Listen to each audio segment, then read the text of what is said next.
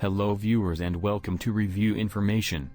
In this video I will show you how to activate the Splash theme on Facebook Messenger. Subscribe to my channel and hit the bell icon to get notified any updates.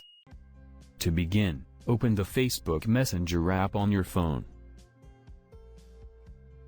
And then open the conversation where you want to change the background theme.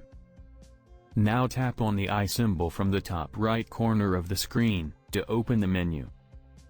Then go to Theme. At the top you will see the new theme, Splash. If you do not see this theme, you need to update your Messenger app. Now tap on it. You will see the preview, how it will look after applying the theme. Tap on Select. And the new theme is now applied on this specific chat. When you choose a new theme, a background for that theme will appear in your conversation, and the color of all of the icons and chat bubbles will be changed. So in this way, you can activate the Splash theme on Facebook Messenger. Thank you for watching. Hope you guys enjoyed my video. Please subscribe my channel for more videos. Goodbye.